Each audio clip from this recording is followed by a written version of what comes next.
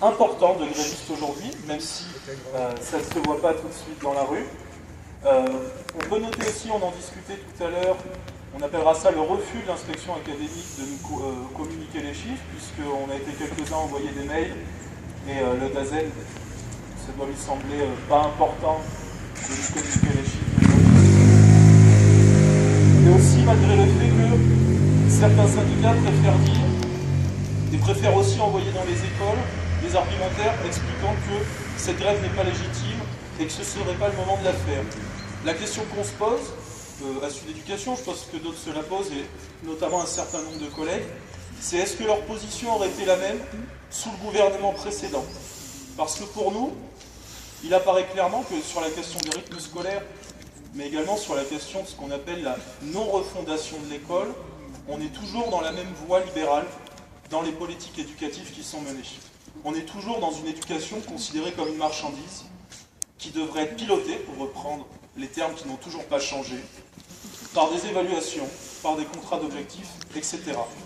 Alors on ne refera pas un laïus sur les raisons du pourquoi on est en grève aujourd'hui, mais un petit mot sur l'actualité, puisqu'il y a quelques jours, on avait les résultats de l'enquête PISA, et il me semblait aujourd'hui important, même si on n'est pas nombreux, encore une fois, mais j'arrêterai de le dire, d'avoir quelques mots sur cette enquête qui montre bien la logique libérale de l'école dans laquelle on se dirige, et où on y est depuis déjà quelques années. Donc déjà pour rappeler que pour nous, PISA n'est qu'une enquête du pouvoir qui prend en compte non pas l'efficacité, mais la performativité à tout prix, quelles qu'en soient les conséquences. Et on ne va pas élucubrer longtemps là-dessus, la seule chose qui nous semble intéressante et qu'on notera, c'est qu'en tête du palmarès, on trouve la Corée du Sud, où les élèves, depuis leur plus jeune âge, bachotent et se préparent à des QCM, où les enfants travaillent jusqu'à 22 heures dans des officines privées, et où aussi il y a le plus fort taux de suicide des adolescents pour cet âge-là. Donc est-ce que c'est vraiment cela qui doit conduire notre réflexion aujourd'hui? On n'en est vraiment pas certain. Seulement, PISA montre quand même des choses intéressantes, notamment la question des inégalités qui se renforcent en France. Mais est-ce qu'avec plus d'enfants en souffrance et des enseignants en moins, et en plus moins bien formés, nos résultats auraient pu augmenter? Évidemment non. Et toujours selon PISA, on apprend que pour réussir à l'école, il faudrait naître dans un milieu favorisé, ne pas être issu de l'immigration, être un garçon pour être bon en maths, être une fille pour mieux comprendre l'écrit, être performant parce que c'est comme ça qu'on devient plus performant, ne pas être anxieux et avoir des enseignants valorisés qui s'entraident en face des élèves. Alors merci PISA pour tant de lucidité, merci le ministre. Grâce à la réforme des RIC, on est sûr que tout va changer. Là était vraiment la priorité. Mais si on arrête l'ironie, on se rend compte que la priorité pour le ministère était certainement de masquer un projet politique pour l'école qui continue de répondre aux desiderata du patronat. Le livret de compétences reste, les accords MEDEF éducation se signent, la Fondation Total peut financer aujourd'hui les activités péréducatives. Dans la même veine libérale, ce qui nous attend toujours aussi, sauf à réussir à être plus nombreux la prochaine fois, c'est toujours plus de contrôle de la hiérarchie, des exigences parfois absurdes, souvent incomprises. Pour s'en rendre compte, il faut lire les rapports récents de l'inspection générale. En octobre, alors celui-ci était passé relativement inaperçu, un rapport qui expliquait que les enseignants ne savaient pas évaluer leurs élèves, et que pour agir contre cela, il fallait 1. Changer leur statut, 2. Les contrôler davantage. Et le dernier rapport qui lui a fait plus de bruit, qui expliquait tout simplement qu'en France, les enseignants étaient mauvais, et qu'ils ne savaient pas concevoir de séquences de cours, d'apprentissage ou autre. A noter aussi que les programmes 2008 qui avaient été rejetés, largement à l'époque, étaient inscrits comme étant des bons programmes dans ce dernier rapport de l'inspection générale, qu'il fallait s'en inspirer pour les nouveaux programmes à venir. Donc on se retrouve dans une situation où on demanderait aux enseignants d'être innovants, où on mettrait cela en avant, d'utiliser les nouvelles technologies ou autres, et en même temps, il faut renforcer la hiérarchie, les rapports de contrôle pour voir s'ils sont innovants, mais comme il faut. Alors il y a quand même des raisons à la colère et à l'exaspération qui restent depuis 1 an et demi après le changement de gouvernement. Et si elles restent, cette colère et cette exaspération, c'est que depuis 1 an et demi, il n'y a pas eu de changement, tout simplement. Et ce n'est pas une indemnité d'1 euro par jour pour les professeurs des écoles qui va changer quoi que ce soit. Pire, les mêmes syndicats qui qui nous ont expliqué qu'il ne fallait pas être aujourd'hui, se gargarisent d'avoir obtenu cette prime, qui au final réduit à néant, pour eux, pas pour nous, toute revendication légitime d'une hausse générale des salaires.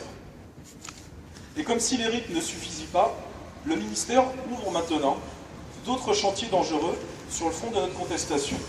Déjà, un projet de décret sur les obligations de service des professeurs remplaçants ou des professeurs qui occupent des postes fractionnés. L'administration entend non seulement décompter les heures en sus de 24 heures pour offrir une récupération sur un temps choisi par le DAZEN, mais pourrait aussi décompter les minutes en deçà des 24 heures d'enseignement. Ce projet n'est autre qu'une conséquence néfaste de la désorganisation du temps de l'école, et Sud Éducation reste fermement opposé et revendique que ce projet doit être retiré. L'ouverture de ces chantiers sur la transformation des métiers de l'éducation est source de forte inquiétude du fait du contexte actuel. Comme pour la loi de refondation de l'école, la loi de non-refondation de l'école, les annonces éléphantesques accouchent d'une souris. Il ne prévoit rien sur le nombre d'élèves par classe, sur la réduction du temps de travail, sur la précarité ou sur la souffrance au travail. Les projets apparemment positifs sont souvent insuffisants, voire porteurs de recul cachés. Des régressions sont prévues, l'annualisation du temps de service des professeurs des écoles. Pour Sud Éducation, des évolutions de nos métiers sont nécessaires, voire urgentes dans certains cas. Mais ce constat ne doit pas être le cheval de Troie d'une remise en cause des garanties statutaires. Nous le disons donc dès à présent, Sud Éducation refusera et combattra toute régression, tout en portant des revendications exigeantes pour l'évolution de nos métiers et conditions de travail. Enfin, et parce qu'on a entendu le maire de Montluçon à la radio mardi matin, nous tenons à affirmer à nouveau notre opposition à toute forme de récupération politique de notre mouvement par la droite ou l'extrême droite. Ceux qui ont tiré à boulet rouge sur l'école pendant des années, en dégradant nos conditions de travail et les conditions d'apprentissage de nos élèves, ne sont pas crédibles aujourd'hui pour revenir avec nous ou même oser prétendre qu'ils nous soutiennent.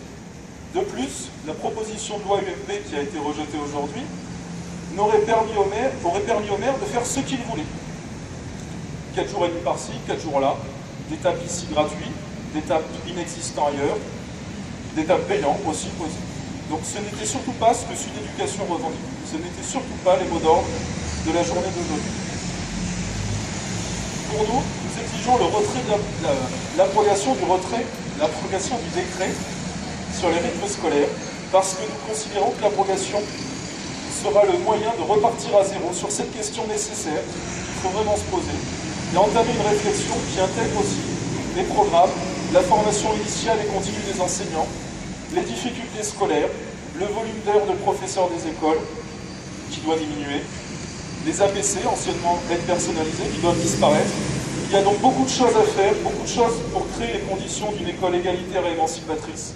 Et Sud Éducation entend bien mener cette lutte dans l'unité la plus large et avec le plus grand nombre de collègues. Merci.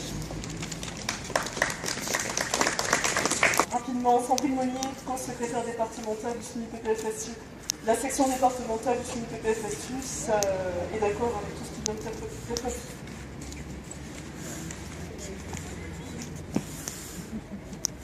Alors, je vais pas François Lambert, union départementale Corse-Ouvrière, enseignante par ailleurs. Donc, effectivement, en Corse-Ouvrière, considérons qu'il y a énormément de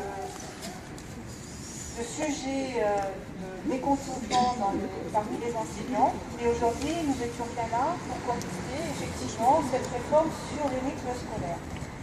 Réforme qui instaure de l'inégalité entre les enfants, nos élèves, d'une commune à l'autre, qui dégrade surtout nos conditions de travail. Donc cette réforme, nous entendons l'abrogation, en considérant que l'école doit rester publique, laïque, gratuite, ce qui n'est pas le cas dans certaines communes qui ont déjà mis en place des activités périscolaires, qui font payer les parents, et qui de toute façon seront payantes pour l'ensemble de nos concitoyens, puisqu'il faudra bien trouver les finances quelque part. Nous considérons que l'école doit rester dans un cadre national, ce qui ne sera pas le cas effectivement si on confie une partie des activités aux communes. Donc pour nous, il s'agit bien effectivement de demander le retrait de cette réforme et la suspension immédiate dans la Nicolas Robin pour la CGT. Je ne reviendrai pas sur ce qui a été dit, je rajouterai juste quelque chose. Les enquêtes PISA, la première, elle date de 2002, on n'était pas bien classé à cette époque-là. En 2013, c'est encore pire. Rappelez-vous qui a été au pouvoir entre ces deux dates le plus longtemps. Voilà. Comme me l'a dit Erwan, rien n'a changé, même si on a changé le président, rien n'a changé. Et ce problème, voilà, ce décret, cette réforme des rythmes scolaires, effectivement, il faut qu'elle soit abrogée. Mais pas pour revenir à ce qu'on avait avant, pour refaire quelque chose de vraiment progressiste sur les rythmes. Voilà. Qui prennent en compte, effectivement, comme le disaient les camarades, effectivement, le temps de présence des élèves, mais aussi les programmes, le temps de travail des enseignants, etc., pour faire que cette réforme soit un vrai progrès pour les personnels et les enfants. Ce qui n'est pas le cas aujourd'hui avec toutes les inégalités que crée cette abrogation. Voilà.